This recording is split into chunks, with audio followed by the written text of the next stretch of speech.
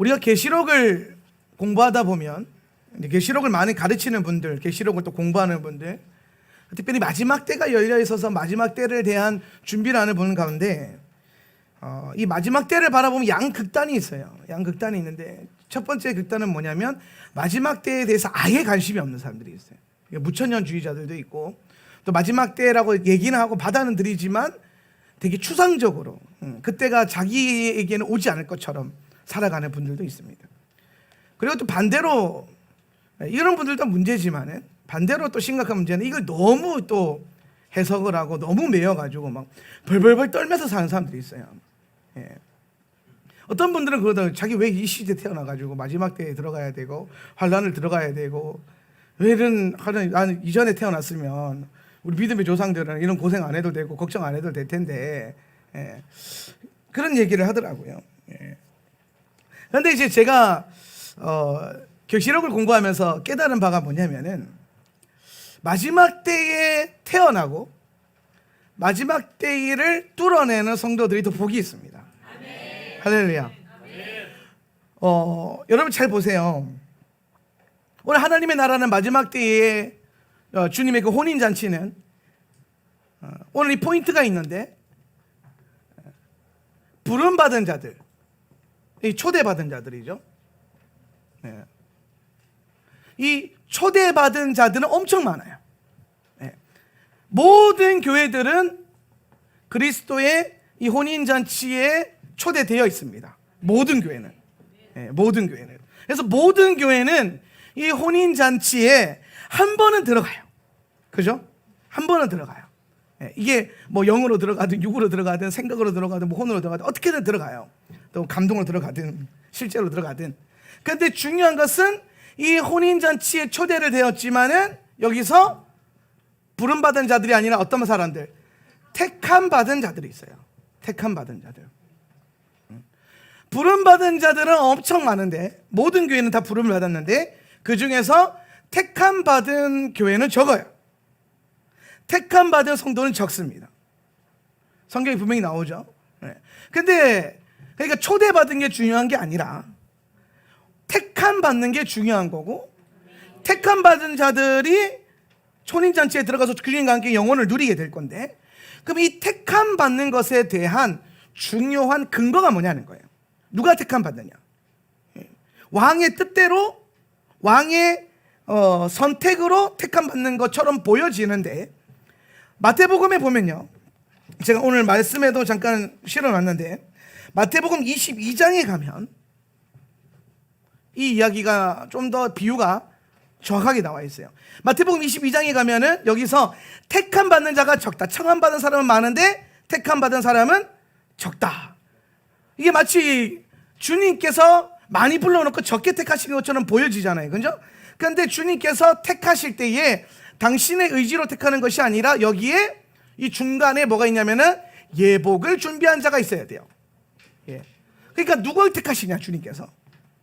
이 수많은 주님의 부름받은 교회들 가운데, 수많은 믿음의 선조들과 믿는 자들 가운데 주님께서 택하는 사람은 딱 한 부류의 사람이에요. 예복을 준비한 자들이죠. 예. 그 예복이 준비되어 있지 않으면은 혼인잔치 들어갔다가 왕이 딱 오셨는데 예복 안 입고 있는 사람 어떻게 하는 거예요? 다 밖으로 쫓아내는 거예요. 예. 그래서 오늘 그 요즘 이 시대의 마지막 때 살아가는 모든 성도들에게 가장 중요한 것은 신부의 예복을 준비하는 거예요. 할렐루야. 오늘 깨어서 주님의 신부의 예복을 준비하는 저와 여러분 되길 축복합니다. 그런데 여러분 상상해 보세요. 지금처럼 마지막 때가 되고 나니까 신부의 영성에 대한 얘기가 나오고, 신부의 믿음에 대한 얘기가 나오고, 마지막 때를 준비해야 된다 그러고 예복을 준비해야 된다, 이런 설교가 막 넘쳐나잖아요. 예. 제가 뭐 예수 처음 믿었을 때 고등학교 1학년 때 혹은 제가 대학교 다닐 때도 마찬가지고, 예. 저는 이제 제도권 교회 안에 있었기 때문에 이런 보좌의 사역들이 아주 거리가 멀었어요. 저도 성령 사역도 하고 기름 부음의 사역도 하고, 예, 여러 가지 일들을 했지만, 선교도 했지만 하나님의 보좌에서 일어나는 일과 제가 했던 사역은 너무나 큰 갭이 있었어요. 예. 그래서 주님의 신부란 말을 들어본 적이 없어요. 그럼 주님의 종, 백성들, 믿는 자들, 그래서 저는 진짜 믿으면 다 천국 들어간 줄 알았어요. 예수님 믿으면, 교회 다니면, 교회 등록돼 있으면은, 예. 사형리 하잖아요. 예수께서 내 마음에 모셨어야 됐으니까 아멘. 그럼 다 예수님이 오시는 줄 알았어요. 예. 브릿지 전도 하잖아요. 그럼 내가 저절로 건너가는 줄 알았어요. 건너갔다가 쫓겨날 줄은 상상도 못했어요. 예. 여러분 오늘 건너갔다가 쫓겨나지 않길 축복합니다. 문 열고 들어갔는데 초대장 들고 들어갔는데 옷이 없어서 쫓겨날 수도 있다는 거예요. 예. 그러니까 제가 오늘 이 말씀을 준비하면서 그런 생각을 했어요. 제가 마주하는 수많은 사람들이 왜 내가 마지막 때에 태어나서 이렇게 고생을 해야 되나, 이런 두려운 가운데 살아야 되나. 근데 사실은 아니더라고요. 오히려 지금 이때에 태어났기 때문에, 마지막 때를 걸어가고 있기 때문에 수많은 주님의 종들과 교회들이 오늘 우리들을 향해서 신부의 예복을 준비해라, 옷을 준비해라. 들어갔다가 쫓겨났는데 이 얘기가 나오잖아요. 제가 어렸을 때 그런 거 들어본 적이 없어요. 예. 모든 성경의 비유를 그냥 유아틱하게 배웠어요. 아담과 하와의 이야기를 주님의 신부와 신랑의 연합과 사랑과 회복 이야기를 보지 않고 선악과 왜 따먹었대, 이걸로만 고민했단 말이야. 그걸 왜 따먹어가지고, 그래서 아이폰은 절대 쓰지 않으리라 뭐 이런 헛된 생각하면서, 예? 예? 아이폰에 보면 그 따먹은 흔적이 나타나잖아요. 그게 이걸 이제 알아들으면 어떡해. 그러니까 내가 막 아이폰을 안 써, 쓰면 안 돼, 막 이런 엉뚱한 생각을 한단 말이에요. 예. 근데 지금 마지막 때를 우리가 살아가고 있기 때문에 계속 수많은 목사님들이 깨어있는 주의 종들 주님이 사용하셔서 예복을 준비해라. 너의 예복을 날마다 그리스도의 보혈로 빨아 입어라, 이 얘기를 한단 말이에요. 여러분 생각해보세요. 여러분 우리 믿음의 선조들, 벌써 죽어서 주님의 아브라함의 품에 안겨 있는 그런 분들, 예. 그분들은 그런 설교도 안 들어보고 그런 깨어 있어야 되는 설교를 안 들어봤기 때문에 예복을 준비하기가 더 어려웠을지도 몰라요. 여러분 지금 예복을 준비해야 그때 우리 세대만 예복을 준비하는 게 아니라 우리는 요즘에 찬양을 너의 자녀, 그 자녀의 그 자녀, 이게 지금 중요한 게 아니죠. 우리 조상과 조상의 조상들이 예수 믿었는데 이분들이 예복을 준비 안 해서 들어갔다 쫓겨나는 거예요. 생각을 해보세요. 할렐루야. 여러분 우리 윗세대 조상들, 믿음의 조상들, 선진들, 마지막 때가 거리가 멀었기 때문에 마지막 때에 대해서 깨어있는 조상들이 있었어요. 뭐 우리 이번에 선교사님이 설교할 때 그 언급하셨던 모라비안 교도들 같은 경우는 그 시대의 마지막 때가 확 부어져가지고 신부 준비했단 말이에요. 100년이나. 근데 아주 소수란 말이죠. 예. 지금처럼 막 인터넷이나 온라인으로 막 퍼지게 하면서 이 신부의 영성을 가르치는 사람이 별로 없었단 말이에요. 대부분 주님의 오심이 너무 멀리 있었고, 이스라엘의 회복이 1948년도에 일어났기 때문에 그 이전까지는 이 감각적으로, 현상적으로도 많이 멀어져 있었단 말이에요. 주님의 나라가. 저는 한편으로는 그렇게 생각해 보면 우리 믿음의 조상들은 환난을 뚫어낼 걱정을 안 했겠지만 예복을 준비해야 되는 생각을 못했을 수도 있겠다. 물론 개 중에 성령 하나님의 인도하심을 받아서 예복을 준비한 성도들도 믿음의 조상도 있습니다. 많지는 않을 것 같아요. 모르죠. 가봐야 아는 거긴 하지만. 예. 근데 많지 않을 것 같은 이유가 뭐냐면 이렇게 열심히 떠드는데도 잘 준비 안 하는데, 열심히 안 떠드는 시대에 과연 준비를 얼마나 할 수 있을까라고 하는 의문점, 퀘스천이 좀 생기는 거예요. 예. 그렇죠? 예. 옆에서 막 고래고래 소리치는데도 불구하고 잘 준비 안 하는데, 예. 평생 들을까 말까 그런 설교. 주님의 신부, 예복 준비. 물론 정말 본인의 믿음을 교리와 어떤 구조와 정치와 교단의 어떠한 흐름에 맡기지 않고 주의 말씀에 내 신앙을 두고 날마다 주의 말씀을 상고함으로 주의 신부됨으로 단장했던 주의 많은 성도들은 구름같이 허다한 증인들로서 오늘 주의 보좌 앞에 있을 것입니다. 그런데 많지는 않을 거라는 거죠. 그럼 여러분 생각해 보세요. 비록 환난은 통과해야 되지만 환난 통과하고 혼인잔치에서 안 쫓겨나는 게 낫지. 그렇죠? 할렐루야? 그렇지 않습니까? 그러면 우리가 이 마지막 때를 살아가는 게 어떻게 보면 우리에게 더 큰 복일 수 있어요. 더 유리해요. 제가 봤을 때는 우리가 좀 더 유리해요. 예. 할렐루야. 예. 우리 그런 생각 하잖아요. 오순절에 성경에, 오순절 마가다락방 성전 뜰 앞에서 성령이 임하셨단 말이에요. 이 엄청난 사건, 하나님의 영이 우리와 함께 하시는 사건. 예. 우리는 성경에 나오는 수많은 위대한 인물들을 만나보려고 하는 갈망이 있어요. 여호수아 만나면 물어봐야지 어떻게 나팔 불어서 성벽 무너뜨렸는지 막 이런 것들. 다윗 만나면 물어봐야지. 어떻게 돌멩이를 던져가지고 그 골리앗에 어떻게 정중앙에 맞아가지고 어떻게 넘어지게 하는지, 뭐 그런 것들. 다니엘을 만나면 물어봐야지. 어떻게 사자팔배기한테 보드라왔는지, 아니면은 뭐 알레르기가 좀 있었는지, 뭐 알러지 있었을 수도 있잖아요. 동물탈 알레르기 같은 거. 예. 알 수 없는 거니까. 예. 그런 궁금증이, 누굴 만나면 뭘 물어보지, 이런 거 있잖아요. 예수님 만나면 뭘 물어보지. 근데 여러분 그거 아시고, 성경에 있는 수많은 성경시대 인물들은 우리를 만나면 이걸 물어볼 거예요. 야, 하나님이 네 안에 계시는 게 어떤 느낌이야? 하나님의 영이 네 안에 거하는 게 어떤 느낌이야? 이건 오순절 이후에 성령의 역사하심을 통해서 우리 가운데 주어진 거죠. 예. 오늘 성경 안에 있는 수많은 믿음의 인물들은 그 안에 성령이 임하시는 것들을 경험하지 못했을지도 몰라요. 예. 특별히 기름 부음 받은 이 새 직분의 사람들 외에는 아마 그들은 우리가 더 궁금해. 성령 하나님이 사람 안에 존재하는 게 어떤 느낌인지 궁금해서 여러분에게 물어볼 줄 몰라요. 우리는 여러모로 유리해요. 왜냐하면 환란을 뚫어내야 되니까. 큰 환란이 있기 때문에 주님께서 더 유리한 영적인 고지와 영적인 특권과 축복을 주셨어요. 오늘 수많은 예수 이전의 믿음의 선배들은 예수님의 이름으로 병을 고치거나, 예수님의 이름으로 귀신을 쫓아내거나, 예수님의 이름으로 원수의 그 군대와 권세를 잠잠케 하는 것들을 경험해보지 않았어요. 심지어 예수님의 이름의 능력에 확신이 몇몇 분들은 날씨도 움직이잖아요. 토네이도를 해서 멈춰라 할 때 멈추잖아요. 비껴가라 하니까 비껴가잖아요. 이거 엘리야만 할 수 있는 것이 아니라 엘리야의 믿음의 분량을 가지고 누구나 할 수 있는 예수의 이름으로. 할렐루야. 오늘 예수께서 당신의 말씀으로 파도를 잠잠케 하셨는데, 근데 그 예수님이 우리에게 뭐라고 말씀하셨냐면, 너는 나보다 더 큰 일을 할 것이다. 너는 나보다 더 큰 것들을 할 수 있다라는 거예요. 무엇으로? 예수의 이름으로. 네. 여러모로 우리는 이 마지막 때에 더 유리한 위치에서 마지막 때를 마주하고 있는 거예요. 여러분 기억하시면 마지막 때를 우리가 살아가고 있는 건 우리에겐 큰 축복이고 유리한 은혜예요. 근데 안타까운 것은 이 마지막 때를 가르치는 몇몇 목사님들 양극단, 전혀 관심 없거나 아니면 너무 공포스럽게 만드는 거죠. 너무 두렵게 만드는 거예요.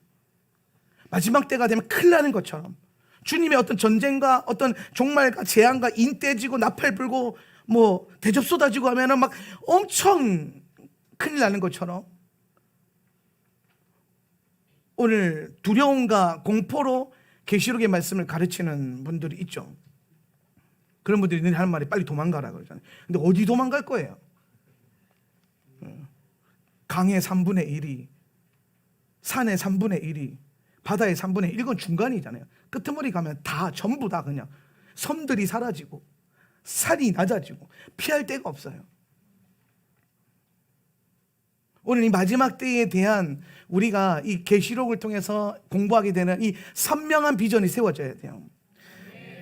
우리가 이 마지막 때에 대해서 두려움을 느끼지 않아도 되고, 오늘 이것을 통해서 우리가 하나님 마지막 때 행하실 일들에 대한 소망을 갖게 되는 가장 중요한 이유는 뭐냐면, 우리는 요한계시록의 일부를 읽는 것이 아니라 전체를 읽을 수 있기 때문이죠.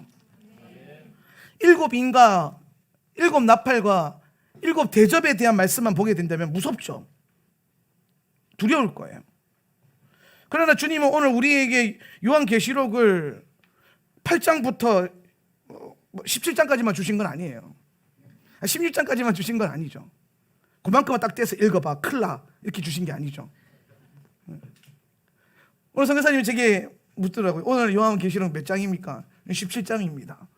그래서 제가 그랬어요. 이제부터 계속 이깁니다. 계속 이깁니다. 그러니까 이게 전 고민은 그거예요. 다 이기는 거 나오는데 이게 다 똑같은 얘기예요. 이걸 어떻게 다르게 설교할 것인가? 저는 큰 시련 가운데 지금 있어요. 이긴 거 이길 것인데 내일도 이기고 다음 주에도 이길 거예요. 그리고 그 다음 주에도 이길 거예요. 그 다음 주에 또 이겨요. 고가 마곡에서도 이겨요. 새 하늘과 새 땅에 들어가서 이겨요. 22장 가도 이겨요. 이깁니다. 끝까지 가면 우리가 이겨요. 오늘 우리가 계시록의 말씀과 마지막 때에 대한 그 가르침을 받을 때에 두려움에 속하지 않아도 되는 이유가 뭐냐? 우리는 이 전체를 알고 있기 때문이죠. 무서운 것들도 알아요. 재앙이 있을 것도 알고 심판이 있을 것도 알고 많이 죽을 것도 알고 어떤 분들은 순교의 피를 흘려들지도 모릅니다. 그 영광스러운 피를. 그러나 우리는 이 계시록 전체를 읽을 수 있는 특권이 주어졌고 권세가 있기 때문에 우리는 이것을 읽어서 알 수 있어요. 결국에 어린 양이 이길 것이라는 거죠. 결국에는 우리가 이길 것이고 교회가 이길 것이고 결국에 내가 이길 거라는 거예요. 그리고 수많은 순교의 두려움과 공포 가운데서도 그것이 우리에게는 어쩌면 소망이 될지도 몰라요. 왜냐하면 첫째 부활에 참여하게 될 것에 대해서 기록이 되어 있기 때문에 우리는 그것을 읽었기 때문에 우리의 소망은 어떻게 아직까지 살아남는 게 아니에요. 생명까지도 아까워하지 않고 어린 양을 위해 드릴 수 있는 첫째 부활에 참여할 수 있는 그 믿음의 분량은 우리는 더 사모해야 될지도 모릅니다. 아마 그렇게 되실 거예요. 계시록을 우리에게 주신 목적은 이 마지막 때에 엄청나게 큰 두려움으로 보일 수 있는 재앙과 심판 속에서도 어린 양의 백성들은 오늘 그것들 안에서 안전하고 샬롬을 누릴 것이고 오히려 그것을 기뻐할 거라는 거죠. 흔들려야 돼요. 별들이 흔들리고 해가 어두워져야 됩니다. 땅이 쪼개질 거예요. 여러분 역사상, 인류 역사상 유례없는 큰 지진도 있을 것이고 섬들이 위치를 바꿀 것이고 없어질 거예요. 처음 하늘과 처음 땅은 없어질 것이고 처음부터 있었던 바다는 없어질 거예요. 그렇게 되어야만 합니다. 오늘 성경은 그렇게 되어야 그분의 나라가 임하고 그렇게 되어야 그분의 일하심이 나타날 것이고 오늘 주의 말씀은 그렇게 될 때 우리가 보호될 것이고 우리가 올라갈 것이고 우리가 안전해질 것이고 우리는 그것을 믿음을 볼 때에 오히려 그 두려움 가운데서 우리는 주를 찬양하게 될 것이고 주님을 더 기뻐하게 될 거라는 거예요. 우리의 힘은 주를 기뻐하는 것인데 그것은 오늘 이 시간에도 이루어지는 거지만은 그때의 엄청난 두려움 가운데서 우리는 주님을 더 기뻐할 거예요. 오늘 1절 말씀에 보면 17장 1절에 보면 일곱 대접을 시작. 일곱 대접을 가진 일곱 천사 중 한 천사가 와서 내게 말하였다. 이리로 오너라. 많은 물 위에 앉은 큰 창녀의 심판을 내가 내게 보일 것이다. 아멘. 오늘 이 이리로 오너라 하고 불러 올리시는 주님의 음성이 여러분 귀에도 들리게 될 것입니다. 오늘 요한이 들었던 이리로 오너라라고 하는 이 부르심이 우리 모두에게 오늘 예복을 준비된 주님의 신부들에게 다 들리게 될 것이고 우리는 주님의 보좌로 올라가서 가장 좋은 자리에서 어쩌면은 4D, 5D, 6D와 같은 안경을 쓰고 이 땅이 믿지 않는 짐승과 귀신과 부정한 영들과 그 짐승을 따랐던 자들에게는 재앙과 심판일 수 있지만 우리에게는 새로운 하늘과 새로운 땅이 시작되는 주님의 나라가 만들어지는 땅이 평탄해질 것이고 우리가 보면은 건물 지을 때 그렇게 하잖아요. 먼저 토목건 사람에서 땅을 평탄하게 만들어요. 땅을 평탄하게 만들면 어떻게 돼요? 땅을 뒤집어야 돼요.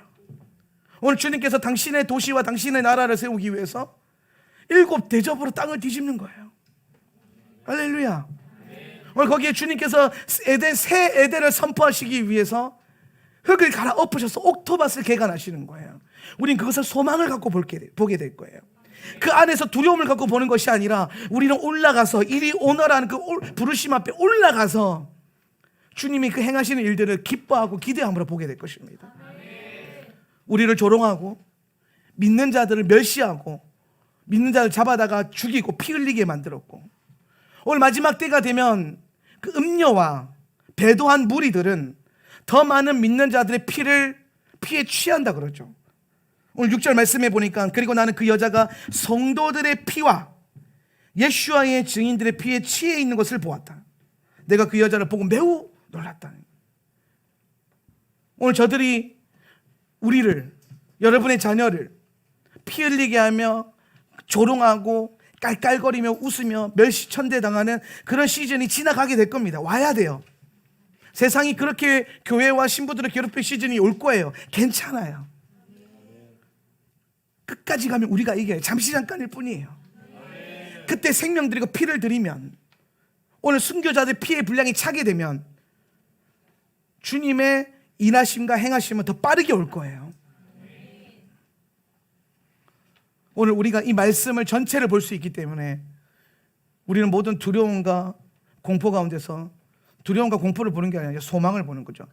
예언적인 거예요. 공포 영화를 두렵지 않게 보는 방법이 한 가지 있어요. 봤던 걸 또 보면 돼요. 봤던 걸 또 보면 돼요. 브루스 윌리스가 귀신이래 막 이런 거.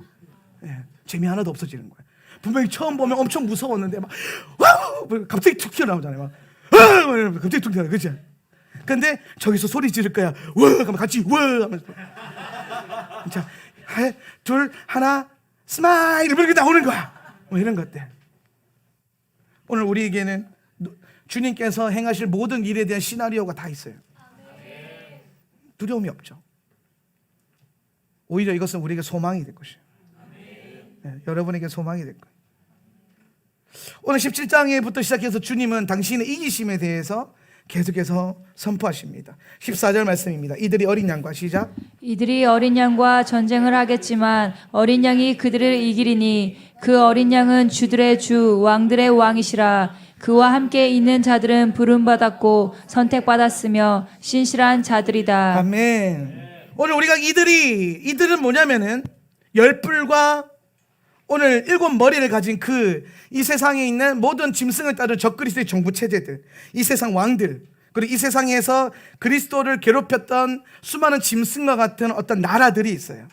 5은 지나갔고 하나는 있으며, 이건 로마를 말하는 것이고요. 또 다른 하나가 올 것이다. 이것은 우리가 마주하게 될 적그리스도의 왕국을 의미하는 것입니다. 근데 그런 것들, 모든 것들, 거기서 또 그들이 막 음녀와 짐승의 호리는 그 거짓말로 속이는 말들로 인해서 왕들이 꼬임을 당해서 아마겟돈으로 모여서, 하르무기토로 모여서 전쟁을 준비할 것인데, 그들이 어린 양과 전쟁할 거예요. 세상이 예수 그리스도와 대적하여서 군대를 이루어서 전쟁하는 때가 있습니다. 그러나 분명히 17장부터 오늘 싸우기 전부터, 이게 싸우기 전이거든요. 싸우기 전부터 뭐라고 말하냐면, 일단 시작하는 게 어린 양이 이긴다는 거예요. 어린 양이 이길 것이라는 거예요. 이기리니. 오늘 우리는 그 어린 양의 이기심을 묵상하는 계시록의 말씀을 가지고 한 주간 살아가기를 축복합니다. 이번 주간에 여러분 계시록을 묵상하고 공부할 때 어떻게 우리가 이기게 될 것인가? 오늘 주님께서는 첫 번째로 깨끗하고 흰 옷을 입은 주의 성도들이 이길 것입니다. 반대로 오늘 우리가 깨끗하고 밝은 흰 옷을 입고 있을 때에 음녀들과 짐승을 따랐던, 짐승의 표를 받은 그 모든 배도한 자들은 무슨 옷을 입냐면은 자주색과 진홍색 옷을 입어요. 4절입니다. 그 여자는, 시작. 그 여자는 자주색과 진홍색 옷을 입고 금과 보석과 진주로 장식하고 손에는 금잔을 가졌는데 그 금잔에는 혐오스러운 것들과 그녀의 음행에 부정한 것들이 가득하였다.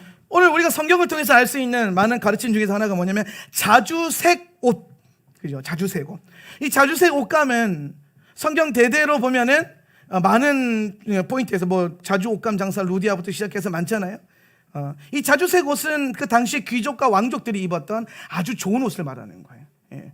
그리고 진홍색 옷은 뭐냐면은 오늘 그 좋은 옷을 입고 있고 또 진홍색 옷이 있는데, 이 진홍색 옷은 이 음녀를 통해서 앞서서 말했던 피 흘리고 죽임을 당했던 순교자들의 피의 색을 말하는 거죠. 근데 저는 이 자주색 옷에 좀 더 포커스를 맞추기를 원해요.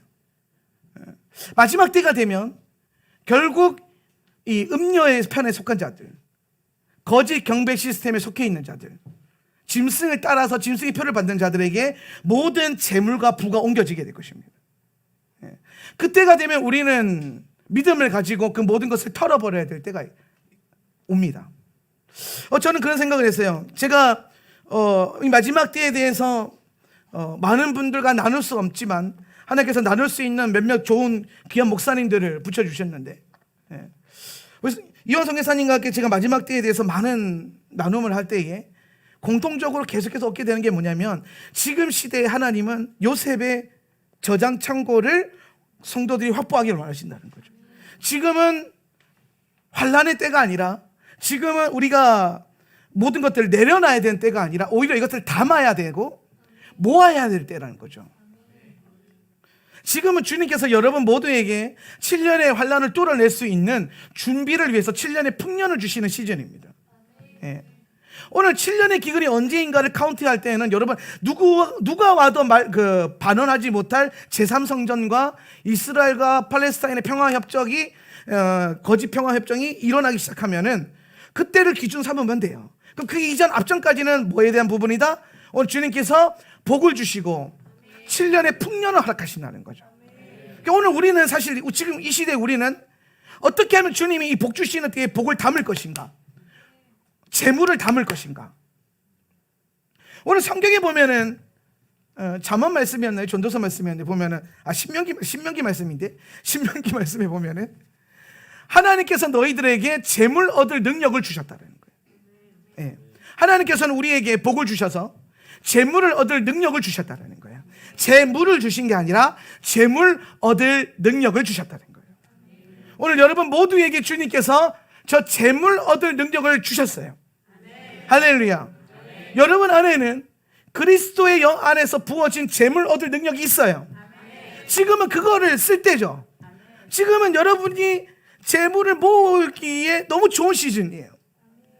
제가 요즘에 경제를 공부하다 보니까 경제학자들의 강의와 어느 강의와 리포트 이런 걸 많이 보거든요. 성균관대에 있는 그 안유아 교수라고 아주 유명한 또 경제 그 교수가 하나 있어요. 중국인인데. 근데 이분이 얼마 전에 방송에 나와서 강의하는데 그런 얘기하는 거예요. 여러분 요즘은 돈 벌기 너무 좋은 세상이라는 거예요. 지금이 돈 벌기 너무 좋다는 거예요. 이러면서 지금 뭐 엄청난 그 경제 구조에 보면은 변동성이 있어요. 예, 코로나를 지나오면서 수많은 악재와 호재가 엇갈리면서 올라갔다 내려갔다, 막 주가가 올라갔다가 내려갔다가, 뭐 금값이 올라갔다가 내려갔다가, 기름값이 올라갔다가 내려갔다가. 예. 근데 그 사람이 뭐라고 했냐면 이게 얼마나 존재하는 거예요.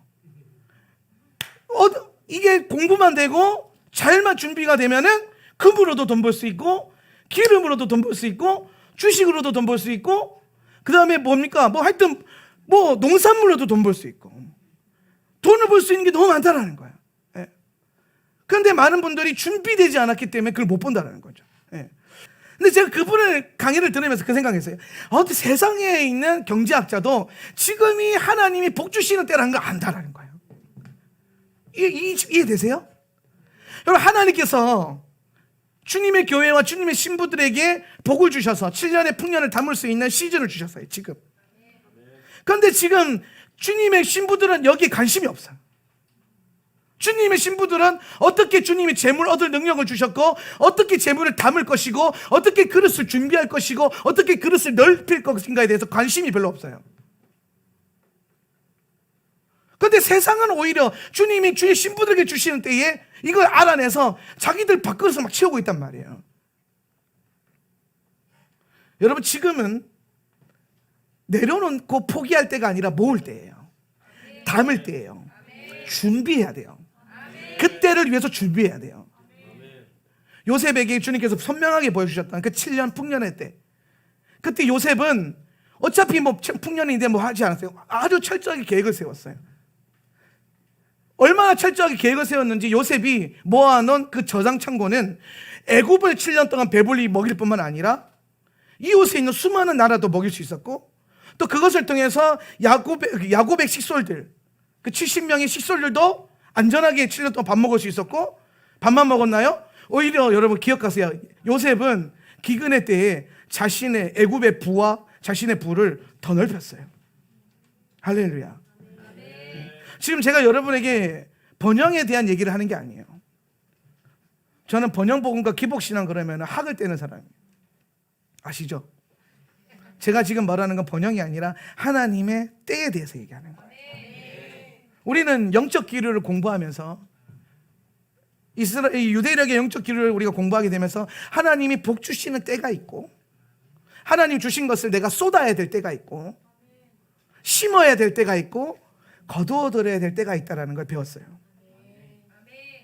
이거를 크게 보면 인류 역사의 큰 구속사와 내 인생의 큰 사이클로 보면 지금은 주님께서 교회와 성도들에게 재물을 담을 수 있는 마지막 때를 위해서 그걸 모을 수 있는 시즌을 허락하셨다는 거예요. 그래서 제가 계속 그러는 거예요. 제가 이 얘기한 지 지금 당장이 아니잖아요.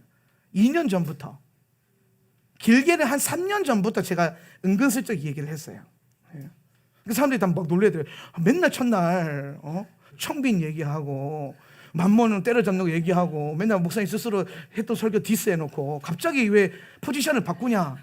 포지션을 바꾼 게 저는 여전히 그 포지션에 있어요. 이 끝까지 가서 들어보면 알게 될 텐데, 제가 지금 말하는 건 뭐냐면 하나님의 타이밍을 알아야 된다는 거예요. 지금이 환란이 아닌데 지금 환란처럼 살면 안 돼요. 그죠? 근데 환란 때에 가서 환란이 또 아닌 것처럼 살면 안 돼요. 큰일 나요. 그럼 진짜 큰일 나는 거야. 그럼 여러분, 우리가 성경을 왜 공부합니까? 왜 마지막 때에 대해서 공부해요? 지식을 알기 위해서가 아니죠. 그때를 준비하기 위해서죠. 그래서 성경을 우리가 공부하면서 주님께서 복 주시고자 하는, 주의 신부들을 준비시키고자 하는 이 블레싱의 타임이 있다는 거예요. 지금부터 우리는 이것에 대한 계획이 필요해요. 오늘 저는 우리 교회 안에 꽤 많은 분들이 사업을 하고 계시고 자영업을 하고 계시고 많은 일들을 하고 있어요. 다양하게 직장에 있는 분들도 있고. 그러나 그 모든 다양한 환경 속에서 주님은 재물 얻을 능력을 여러분에게 주셨고 재물을 부으시는 시즌이 왔어요. 준비하셔야 돼요. 그럼 우리가 이걸 왜 준비하냐? 아까 목사님 그랬잖아요. 제가 아까 그랬잖아요. 마지막에 다 내려놔야 된다며. 다 버려야 된다며. 보세요 여러분, 마지막 때 이 여자가요, 4절에 보면 그 여자가 자주색과 진홍색 옷을 입고 겁나 좋은 옷을 입어요. 그러니까 이런 거예요. 윗도리는 뭐 구찌, 치마는 뭐 에르메스 막 이런 거 있잖아요. 들어는 봤나 뭐 그런 것들, 막 이런 것들. 내가 알 수 없는 뭐 수많은 비싼 옷들, 잡으면 1,000만 원 하는 그런 옷을 입고 그 옷만 입었어요? 아니에요. 금과 보석과 진주로 막 둘러싸고 손에 금잔 하나 딱 들고, 와인잔도 아니고 금잔 들고, 그러고 있단 말이에요. 이 말은 뭐냐면 이때가 되면은 모든 재물과 모든 부와 모든 그 존귀한 것들이 이 세상에서 존귀해 보이는 그것들이 어디로 넘어가냐면은 원수와 짐승과 음녀의 시스템에게로 다 집중된다는 거예요. 물론 우리는 여기 없겠지만 올라가 있겠고. 우리가 올라갔음에도 불구하고 이들이 두려워하지 않고 겁내지 않는 이유가 뭐냐면 다 있으니까. 모든 걸 다 갖고 있어요. 물질적으로 부유함. 근데 여러분, 제가 지금 이 얘기를 하는 게 아니에요. 우리는 이 앞전까지는 주님이 허락하신 시즌을 살아내기 위해서 주의 몸된 공동체를 보호하고 이끌어가고, 주님이 오시기 바로 직전, 예수께서 오시기 바로 직전에 우리가 모아놓았던 그 요셉의 저장 창고 안에 있던 수많은 부와 재물과 존귀와 영광을 그리스도의 발 앞에 깨뜨려야 돼요. 다 부어드리는 거예요. 오늘 우리는 베다니의 마리아를 늘 묵상할 필요가 있어요. 베다니의 마리아가 예수님께 와서 문에서부터 들어올 때부터 무릎으로 울면서 들어오고 그 발에 뭘 붓습니까? 향유 옥합을 부어서 깨뜨려요. 할렐루야. 근데 여러분 그거 아십니까? 그 향유 옥합은 마리아가 재물 얻을 능력을 가지고 재물을 부어주시는 시전에 한 방울 한 방울, 한 땀 한 땀 모은 거예요. 내 평생을 걸어서, 물론 처음에는 시집 가려고 모았죠. 예. 시집 가려고 모은 거예요. 평생 뼈 빠지게 일해가지고 모은 거예요. 그 귀한 향유 옥합. 내 처음의 시작은 그러했는데 이 친구가 예수님을 알게 됐어요. 예수님을 믿게 됐어요. 그리고 예수님이 자신의 진짜 신랑이라는 걸 깨닫게 된 거예요. 아, 내가 저분을 위해서, 저분의 오심과 올라가심을 위해서, 죽으심을 위해서 하나님 내게 이 옥합을 준비하는 시즌을 주셨구나. 자기 전부예요. 자기 전 재산이에요. 이게 그 시대에 보면 향유 옥합이죠. 여러분들 치면은 통장잔고 전부. 통장잔고 전부. 마리아는 이 상상이 잘 가요. 마리아가 뭐 눈물로 향유를 붓고 막 닦고 막 향기가 진동하고. 오늘 우리가 주님이 오시는 바로 그 전에, 그 직전까지 우리는 이 향유 옥합을 준비하는 시즌. 이 향유 옥합이 내 개인적으로 보면 향유 옥합이지만 넓게 보면은 요셉의 저장 창고가 되는 거예요. 그러니까 내가 열심히 모았던 요셉의 저장 창고는 주님의 오심 이전에는 향유 옥합으로 벗기는 거죠. 그걸 깨뜨리는 거예요. 할렐루야. 어떤 분이 그러더라고요. 목사님, 제 밑에서 이제 경제 배우고 하시는 분이 그러는데, 목사님 어차피 뭐 다 원수에게 넘어가고 짐승의 표 못 받게 되면은 이거 왜 합니까? 내가 뭐 경제 공부, 돈 공부 왜 합니까? 내려놓겠습니다. 안 하겠습니다. 제가 그랬어요. 그때를 위함이 아니라, 짐승의 표를 받는 그때가 아니라 예수님 오시기 직전에 향유 옥합을 깨뜨려야 되는 시즌이었는데 옥합이 없어요. 내 옆에 김지사는 옥합 들고 막 가요. 기대하는 마음으로 깨뜨리겠다고. 내가 이때를 위해서 뼈 빠지게 일했지 이러면서 기름 준비해서 간단 말이에요. 내가 이때를 위해서, 내가 이걸 모으려고 얼마나 열심히 새벽같이 일어나서 커피 내리고 빵 팔고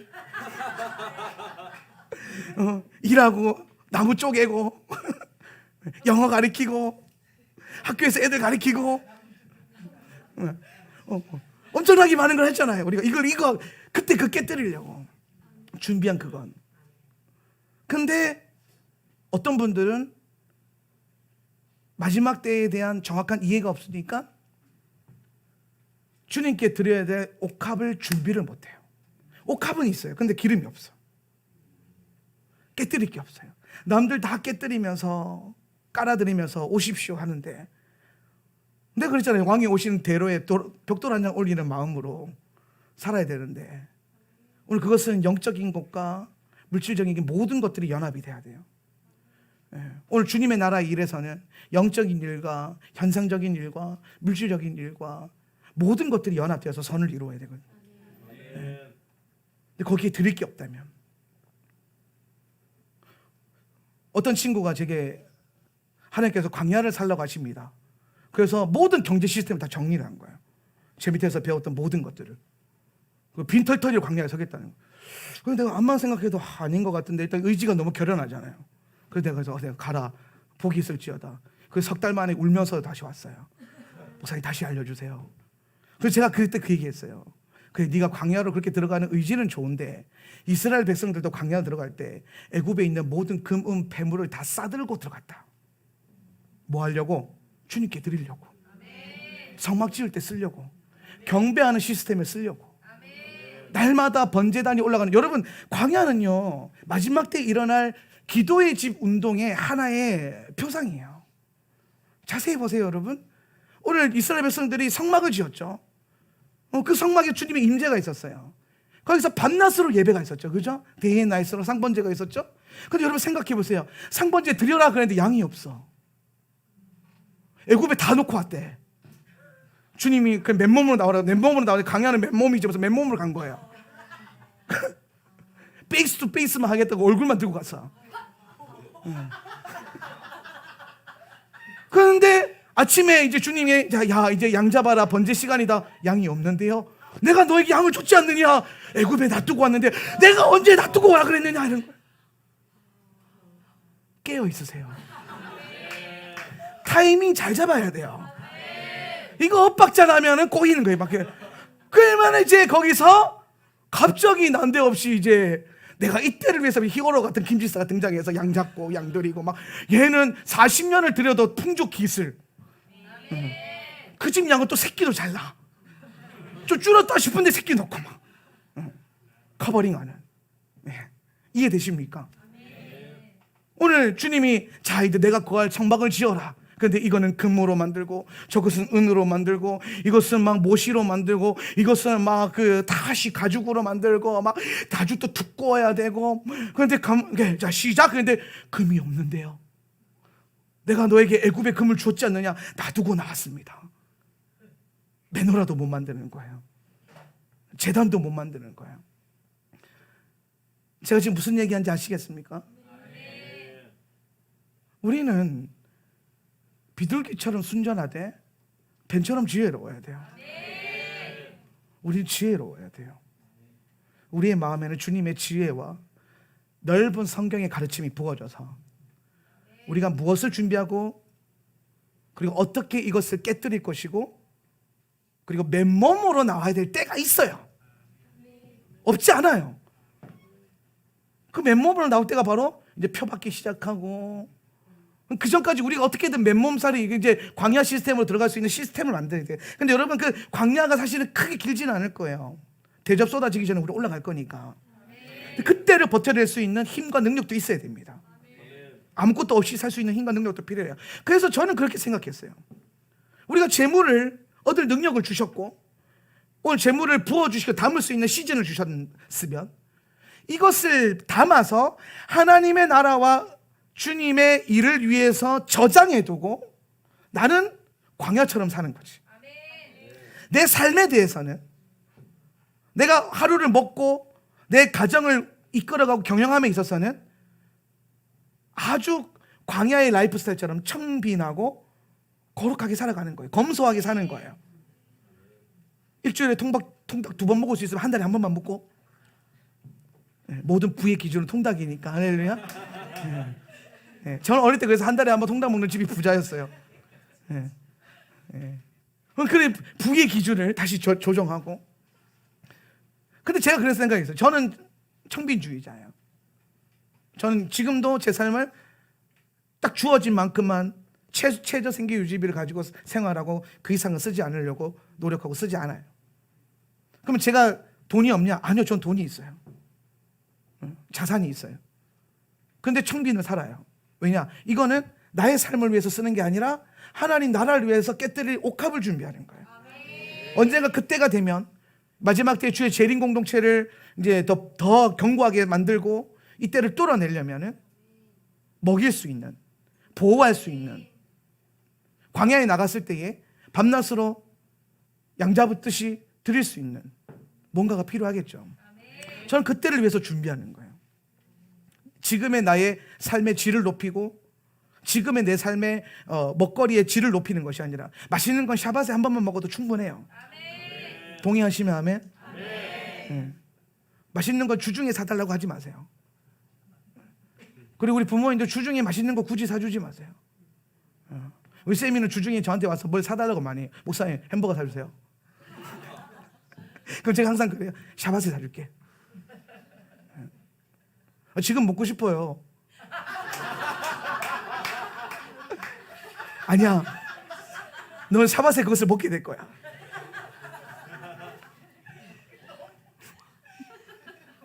우리는 우리의 모든 라이프 스타일을 하나님 나라의 방식으로 조정하고 만들어 가야 돼요. 여러분이 살고 있는 집을 넓히고 여러분이 입고 있는 옷의 옷감을 자주색 옷감으로 만들기 위해서 재물을 담으라는 게 아니에요. 하나님의 나라를 위해서 여러분의 돈이 의의 병기가 되도록,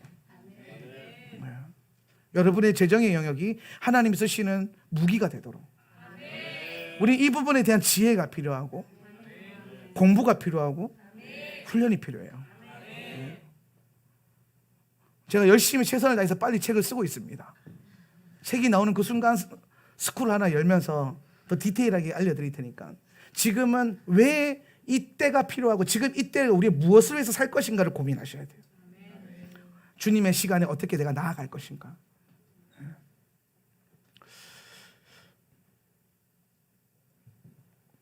우리가 옥합을 깨뜨리고 우리가 하나님의 나라와 의를 위해서 모았던 그 모든 재물을 그때가 되면 다 내려놓고 우리는 딱 하나의 옷을 취하면 돼요.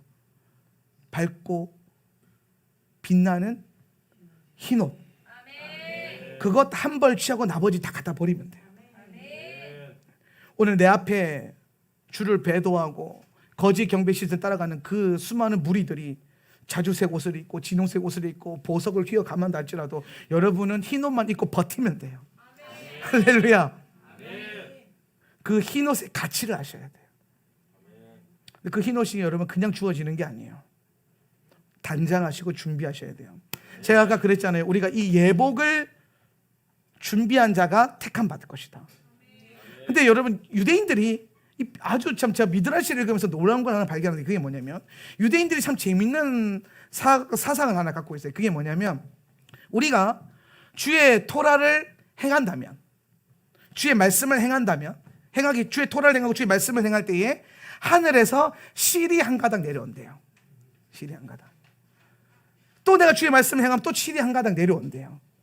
그래서 그 실들이 모여서 장차 올 올람하바 하나님의 나라에 들어가 입을 옷을 만든다는 거예요. 예복이죠. 그러니까 오늘 여러분 이 택함 받는 주의 백성들의 예복은 날마다 주의 말씀을 살아내고 주의 토라를 살아내는 이 믿음 안에서 만들어지게 되는 것입니다. 신실하게. 신실하게. 오늘 우리에게 필요한 모든 물질과 재물은 그 신실함을 지키는 도구가 되고 그 신실함을 유지하는 도구가 되는 것이지 그게 목적이 되진 않아요. 이것이 번영복음과 마지막 때에 이 타이밍을 읽어서 주님이 복 주시는 때와 그거를 내가 깨뜨려야 될 때와 내가 그 다음에 다 버리고 딱 취해야 될 한 가지를 선명하게 보는 거예요. 그런데 여러분 지금은 담을 때라는 거죠. 지금은 흰옷만 주시옵소서 할 때가 아니에요. 지금은 흰옷을 준비하면서 재물 얻을 능력을 주셨기 때문에 그걸 담을 때예요. 왜냐하면 우리가 지금 앞으로 가야 될 이때에 이걸 뚫어내기 위해서. 그리고 어느 시점이 되면은 여러분이 가지고 있는 그 재물과 옥합을 주님의 앞에 깨뜨리고 이 흰옷만 하나만 딱 챙기고 광야로 들어가는 거예요. 예수님께서 예수님의 제자들에게 전대도 차지 말고 돈도 차지 말고 너희 옷 두 벌만 갖고 이 옷 두 벌이 흰옷인 줄 믿으시길 바랍니다. 그거 갖고 주의 부르심 따라 가는 인생으로 가는 그때가 있다라는 거예요. 근데 그 앞전에는 타이밍을 잘 보셔야 돼요. 그 앞전에는 그것을 위해서 담고 선포하고 우리가 거두어야 되는 주님의 때를 위해서 준비해야 되는 때가 있다라는 거죠.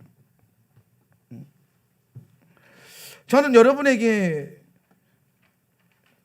이 요셉의 저장 창고 그리고 마리아의 옥합의 영성 이때에 장착되기를 예수님의 이름으로 축복합니다. 우리는 옥합의 영성이 필요해요. 그러니까 이게 참 다른 것처럼 보이지만 같은 거예요. 요셉의 저장 창고와 여러분이 주님 앞에 가지고 나가게 될 옥합의 영성은 같은 거예요. 그러니까 요셉의 어떤 그 기름 부음과 시즌을 통과하지 않고서는 우리는 옥합의 영성을 취할 수 없거든요. 있어야 드릴 거 아닙니까? 그렇죠? 저는 하나님 앞에 그렇게 생각했어요. 하나님, 제가 하나님 앞에 기도도 할 수 있고 제가 하나님 앞에 재물도 드릴 수 있고 제가 하나님 앞에 생명도 드릴 수 있어요. 그런데 제가 하나님 앞에 기도만 드리는 인생 되지 않기를 원하고 재물만 드리는 인생 되지 않기를 원하고 생명만 드리는 인생 되지 않기를 원한다는 거예요. 내 기도와 내 재물과 내 생명을 모두 다 드리는 인생이 되기를 원합니다. 이것이 제 기도 제목이었어요. 저는 선교지에서 누군가가 힘들다 그럴 때 우리 교회가 기도만 하는 교회가 되기를 원치 않아요. 선교지에서 누군가에게 도움이 필요하다는 연락이 들어왔을 때 저는 우리 교회와 여러분이 기도만 하는 교회가 되기를 원치 않아요. 재물도 드리고 그때 요셉의 저장 창고를 쓸 때야. 창고를 여십시오. 열어서 장착하십시오. 장착하고 자 쏘세요. 빵. 근데 재물만 또 드려서는 안 돼요. 내가 헌금 그만큼 했으면 됐지. 아니에요. 기도도 해야 돼요. 기도도 하고 재물도 드리고 생명도 드려야 돼요. 왜 한 가지만 하려고 하세요? 좋은 건 다 하세요. 할렐루야. 없어서 청빈하게 사는 것이 아니라 있음에도 청빈하게 살 줄 알아야 돼요. 그리고 없음에도 부요하게 살 수 있어야 돼요. 이 역설적인 은혜와 믿음이 여러분에게 건강하게 자리 잡혀야 돼요. 치우치면 안 되고 균형 있게 전체를 다 보세요. 할렐루야. 마지막 때 배도하는 무리들은 제가 계시록을 공부하면서 왜 배도하게 되는가라고 봤을 때 이 배도하는 무리들이 넘어가는 게 이 옥합의 영성이 준비되지 않아서 넘어가는 경우가 많아요. 옥합의 영성. 그러니까 요셉의 저장 창고의 때도 없고 고센에 대한 확신도 없고 옥합에 대한 믿음이 없어요. 그러니까 눈에 보이는 현상 따라서 넘어간단 말이에요. 내 피로를 따라서 넘어간단 말이에요. 오늘 환경을 이겨내고 시대를 분별하고 마지막 때를 준비할 수 있는 믿음은 이 계시록 안에 나오는 이 타이밍, 영적인 타이밍, 무엇을 할 때인가, 그거를 잘 분별할 수 있는 지혜가 여러분 가운데 있기를 예수님의 이름으로 축원합니다. 오늘 성경 안에서 우리에게 계속해서 강조하는 게 뭐냐면, 너희가 이 영역에 대해서 지혜가 있기를 원한다. 지혜가 있어야 된다. 우리는 하나님이 행하시는 일에 또 그 일을 준비함에 있어서 그냥 무감각하게 혹은 수동적으로 따라가서 있는 그런 포지션이 아니라 지혜로움을 갖고 명철함을 갖고 오늘 주님이 주시는 전략을 갖고 서야 돼요. 하나님의 영의 역사는 단순히 우리를 17장 9절에 나오네. 여기에 지혜를 가진 마음이 필요하다.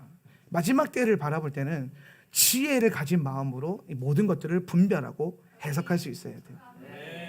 저는 하나님의 7년 가운데 명철의 영과 주를 아는 지식의 영과 모략의 영이 있다는 것이 참 감사해요.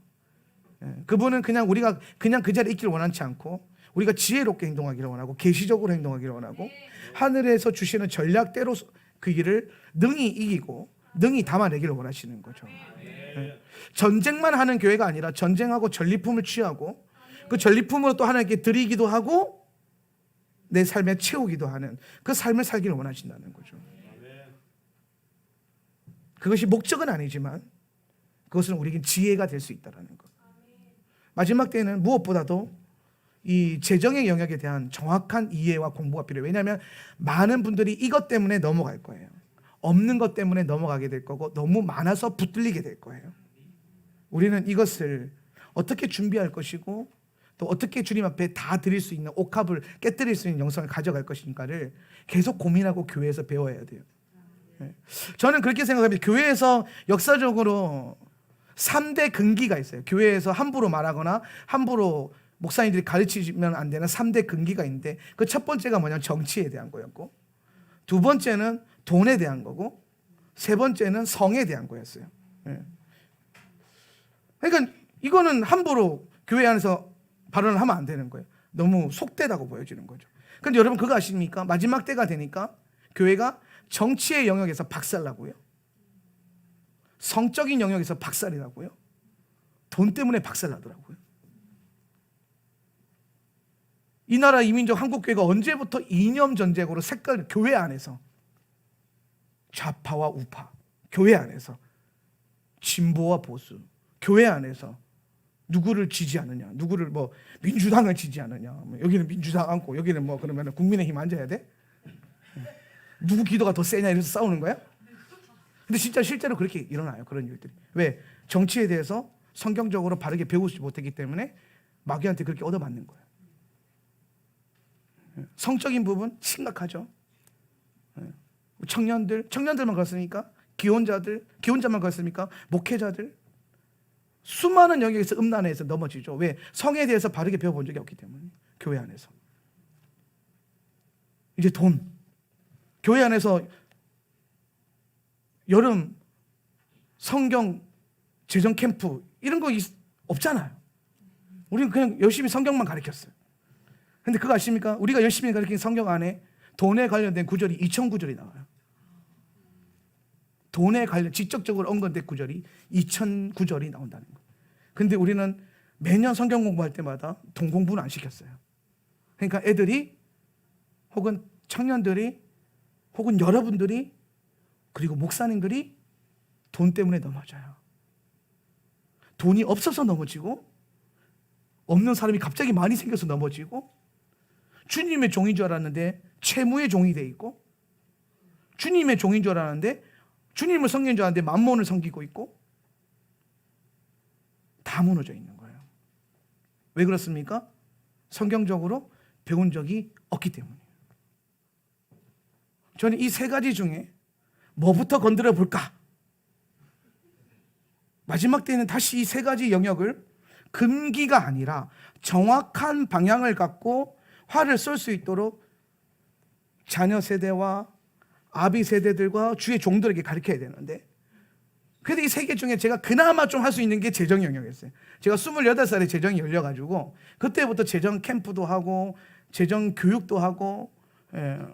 우리 뭐 알다시피 우리 교회에서 가장 오래된 집사님이 박 집사님, 최정아 집사님이신데 이분들은 오자마자 했던 스쿨 첫 번째 스쿨이 재정 스쿨이었어요.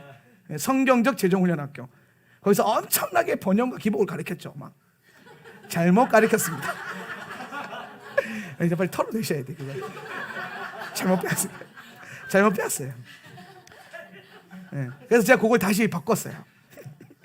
그대로 들고 와서 다시 성경적 재정훈련학교를 기복과 번영이 아니라 마지막 때의 눈으로 다시 가르쳐야겠다. 그건 저에게는 아주 친숙한 거예요. 사실 재정이에요. 주님께서 교회 개척하면서 많이 가르쳐 주셨기 때문에. 그리고 이게 어느 정도 되면 이제 정치에 대해서 또 성에 대해서 성경적인 바른 가르침을 가르치겠죠. 그래서 우리는 금기가 아니라 그 금기를 거룩하게 만들어야 되고 그것이 약점과 허점과 틈이 아니라 견고한 망대가 되어야 돼요. 네. 많은 성도들이 교회 안에서 너무 거룩한데 세상에서 돈 때문에 넘어져요. 만몬과 채무 때문에 묶여 있어요. 주님 뜻대로 살지를 못해요. 그래서 이거부터 끊어내야 돼요. 할렐루야. 네. 오늘 우리의 삶 가운데 깊숙이 들어와 있는 모든 이념의 영, 음란의 영, 만몬과 채무의 영을 박살내는 공동체가 되길 예수님의 이름으로 축원합니다. 근데 이거 하려면은 계시록이 정확하게 와야 돼요. 이 모든 게 다 주님의 때와 연결해서 배워야 되고 준비되어야 돼요. 여러분 보세요. 오늘 이 마지막 절에 배도한 그룹과 이 거짓 경배자들을 뭐라고 부르냐면 창녀라고 불러요. 음녀라고 불러요. 음란하다고 불러요. 음란에 취했다 그래요. 오늘 여기에 여러분 이 음녀와 이 창녀들은 배도한 경배자들이에요. 예수를 믿었지만 어느 시절에 교회를 다녔지만 배도하고 짐승에게로 붙은 자들이고 그 그룹들이에요. 왜 그랬을까요? 배우지 못했기 때문에. 지키지 못한 거죠. 오늘 저는 이 교회가 더 잘 지켜지고 성경 안에서 마지막 때 안에서 이 그룹이 아니라 거룩한 주님의 순전한 신부의 그룹으로 들어갈 수 있기를 간절히 원합니다. 모든 영역에서 그냥 기도의 집의 영역성의 싸움이 뿐만 아니라 기도의 집을 넘어서서 기도의 집이 가야 되는 중요한 방향성이 이 모든 허점에서 영적인 방어진을 치고 오히려 방어를 넘어서서 공격으로 세상을 향해서 거룩한 성과 거룩한 재정과 거룩한 정치에 대해서 선포할 수 있는 그 주권이 다시 교회 안에 장착이 되어야 돼요. 저는 우리 교회 안에 윌리엄 윌버퍼스와 같은 정치가들 일어나기를 원하고 요셉과 같은 재물 얻을 능력 있는 자들 그리고 주님의 신부들과 같이 거룩한 순전한 삶을 살아낼 수 있는 자들 그들이 일어나기를 간절히 원합니다. 뭐 안에서? 마지막 때의 가르침 안에서. 그래서 이게 선명해져야 내가 그렇게 가야 될 방향이 선명해지는 거예요. 제가 재물에 대해서 돈에 대해서 강의하고 가르치는 것을 결코 쉬운 선택이 아니었어요. 목회자 입에서 돈 얘기가 자주 나온 게 예뻐 보입니까? 우리 목사님 이렇게 돈 얘기를 자주 해?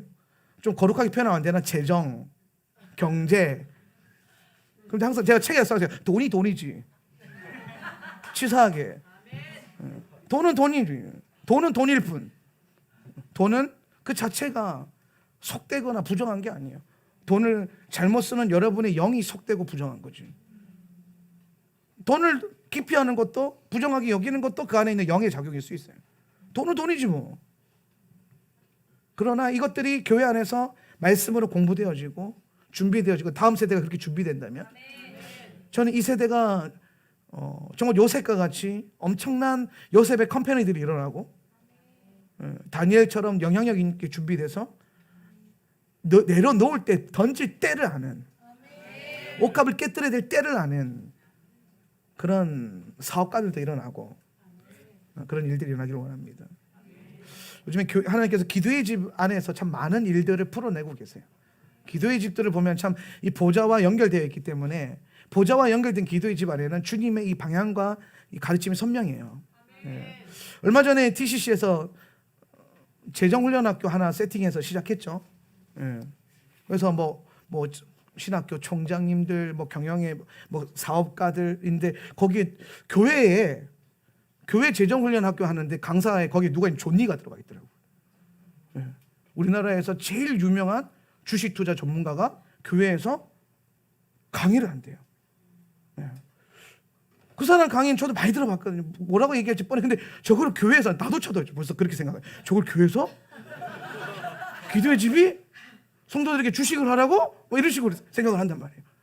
근데 오늘 마지막 때에 제가 늘 그랬잖아요. 2년 전부터. 마지막 때에 정말 하나님께서 강하게 쓰는 두 개의 군대가 예배하는 군대와 비즈니스하는 군대인데, 우리는 예배는 잘해요. 예배 잘하잖아요. 뜨끈뜨끈 하잖아요, 예배는. 근데 여러분의 경제와 재정 영역은 뜨끈뜨끈 하십니까? 거룩해요? 바로 조용하잖아요.